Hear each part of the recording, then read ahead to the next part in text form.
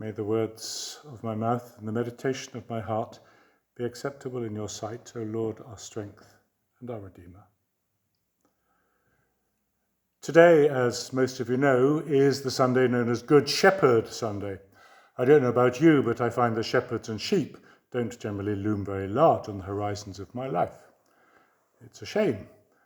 It's not often realised quite how much sheep resent the lack of interest that human beings show in them. Do you remember, for instance, when it was reported a few years ago that scientists had discovered how to clone sheep? They were going to be able to create tens of thousands of identical sheep. Even the sheep's mothers weren't going to be able to tell them apart. They were going to look the same, bleat in the same way, smell the same, talk about the same things, support the same football teams, wear identical clothes, watch the same television programs, have the same opinion about everything, and so on.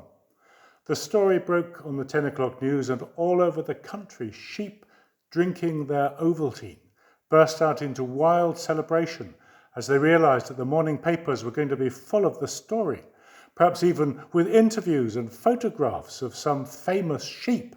At last, humans would have to take sheep seriously. But it was a different story when they actually saw the morning papers. The Times led with the headline, "Hitler Superman Fears Revived by Frankenstein Scientists." The Guardian had "No woolly thinking pledge by ethical dilemma genetic engineers." The Sun's headline was "My Day with Posh Becks by Kiss and Tell weightlifter." Nowhere was there any hint that anyone had considered what the news might mean for sheepdom. And really, I suppose that's about how it is with humans and sheep. We don't have a lot of time for them.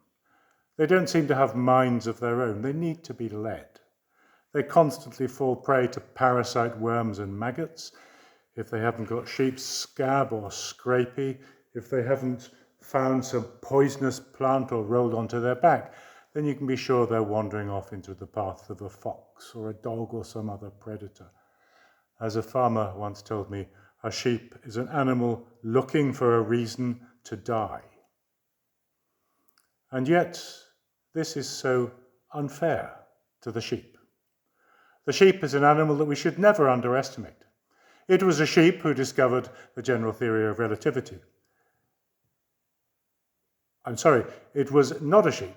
It may not have been a sheep that discovered the general theory of relativity.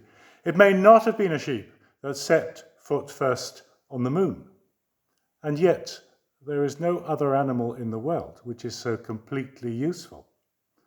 In addition to its wool for clothing, meat for food, hoof, horn and bone for fertilizer, lanolin for ointment and cosmetics, the sheep gives fresh life to the soil, turns grass into protein by natural feeding quicker and better than any other animal, and under good management provides the farmer with a satisfying livelihood. And that's why in the Old Testament God's people are referred to as the sheep of his pasture. For the nomads and patriarchs of Israel's primitive years, sheep were the most valuable possession. They were walking wealth, something to be cherished, something to be valued, something by which a man's worth was measured. Nothing was more important than to protect your sheep properly. No other kind of work gave a better return. Shepherds were consequential and responsible people. Moses and King David were both called away from their flocks to play their part in the destiny of the nation. So it was natural that the people should be described as the people of God's pasture and the flock of his hand. And this care was welcome. Think of Psalm 23. Think of the window we have here that illustrates it. The Lord is my shepherd. Therefore can I lack nothing. He shall feed me in a green pasture and lead me forth besides the waters of comfort. No more reassuring image could be found for the protective relationship between God and his people. And if his flock strayed, remember, all we like sheep have gone astray, then all was not lost. And if I stray, he doth convert, and bring my mind in frame. And what we celebrate today is Christ's affirmation of his role in the Christian's life as our shepherd. I am the good shepherd. I know my flock and am known by mine. I am the good shepherd, or translated more accurately perhaps, the good shepherd is me. Christ finds good pasture for his people. He protects his sheep from thieves who come to steal, to kill, to destroy. He defends them from the attack of wolves that harry the flock and scatter the sheep. And after the resurrection, Christ handed this role on to Peter. Peter had denied Christ 3 times during his passion, and now he was given the opportunity 3 times to affirm his love. Simon, do you love me? Feed my sheep. And in turn, we read in one of his epistles, St. Peter has handed on his role as shepherd to the elders of the church. Tend that flock of God whose shepherds you are, not tyrannizing over those who are allotted to your care, but setting an example to your flock. Our bishops carry a shepherd's staff to this day to symbolize the charge they've received to tend God's flock in their diocese. The bishop as our shepherd, the bishop as our chief pastor. How do we feel about that? We know Olivia, our bishop, and Stephen, Bishop of Oxford, and they know us as well as we wish, considering how many of us there are in the diocese. So how would you feel if they came into your kitchen, made themselves comfortable, and then started shepherding you? Haven't seen you in church much lately, they might say. Don't you think you might be drinking a little more than is good for you? Your daughter's fiancé is a bit dubious, they might say. I'm instructing you to disengage them. Have you checked your investments recently? Sell any shares by next Sunday, please, if the companies don't behave responsibly towards the third world. And your covenant's inadequate. Increase it this week by 8%. How would you feel about that? How much pastoring would you actually let a bishop do? Let's come a little further home. Because diocesan bishops delegate their pastoring to the parish priest. How much pastoring will you tolerate from me? I find already that any little tentative suggestions I make, any tiny hints about how perhaps something might have been done better, cause a bit of a drop in the temperature of the room. And my visits to people who are members of this church but have dropped off for one reason or another, well, those visits actually seem to be somehow counterproductive. I'm not going to make too much of this. Perhaps one has to earn the right to be accepted as a pastor. But the question once asked won't go away. Why are we all so reluctant nowadays to be guided? Why do we fight so hard to preserve our own ways of doing things? Why has independence become something to be fought to the death for? Why do so many people like to hear Frank Sinatra singing, "I did it my way," at their funeral, when everybody's there is thinking, wouldn't it have been better if they hadn't? To put it another way, the early Christians were proud to present themselves as Christ's sheep. Why do we reject the metaphor? Is it perhaps because we're no longer sheep-like? Is it that we're now masters of our own destiny, able to resist all forces that might harm us? I wonder. Consider this. Did you know it's been established that something like 40% of all marriages will end in divorce?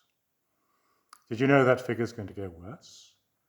Do you know the number of children who are being brought up without any experience of what we might call normal family life?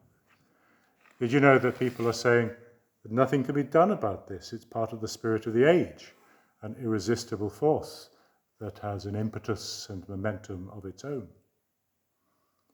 Did you know that the number of people leaving school without any qualification at all is increasing by 30% a year?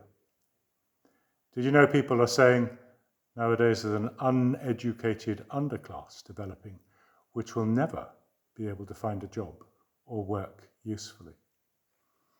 Everyone says there's nothing we can do about this. It's part of the spirit of the age, that irresistible force which has an impetus and momentum of its own.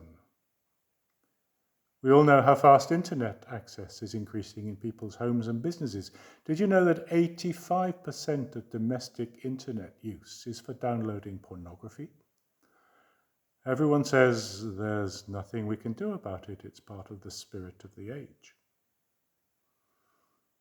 Can you think of anything more dangerous, anything more pernicious, anything more defeatist than accepting that there is such a thing as a spirit of the age, that irresistible force that has an impetus and momentum of its own?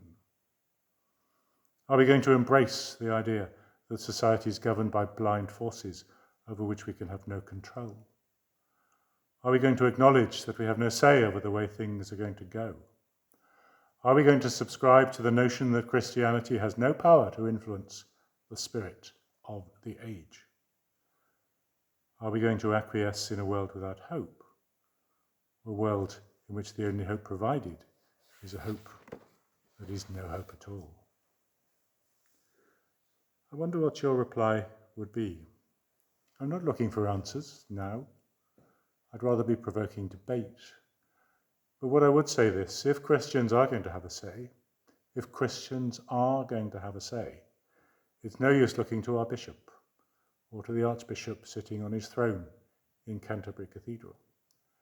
The people of God in each individual church community, the people of God in each individual church community is the whole body of Christ in that place. We in the Sun Villages are not a part of any church. We are the church in this area. If Christians are to have a voice in our villages, if we're to have a voice in any country or in the world, it's our voices, the voices of us and churches together in this area that will have to make themselves heard. I'm afraid that what the Archbishop of Canterbury or the General Synod says is neither here nor there. We can't shelter behind them, speak they never so wisely. The role of the shepherd in Christ's world was to protect the flock, keep it together, and ensure it was fed. Remember, Palestine is a dry country. Vegetation is sparse and slow-going for most of the year. A flock has to move on quickly to pastures new when there's nothing left to feed on. And so it is for us. If we stay too long without being stirred up and moved on, we're no longer being fed. We won't be able to grow. We'll become dissatisfied. We'll lose hope in the future. So if pastoring involves saying, we must move on, we can't stay like this, we have to look for new pasture. If I say, when this crisis is over, the world won't be going on exactly as it was, and neither can we, it's time for St. Mary's, Sulhamstead to move forward, and this is what I propose. Will you follow me?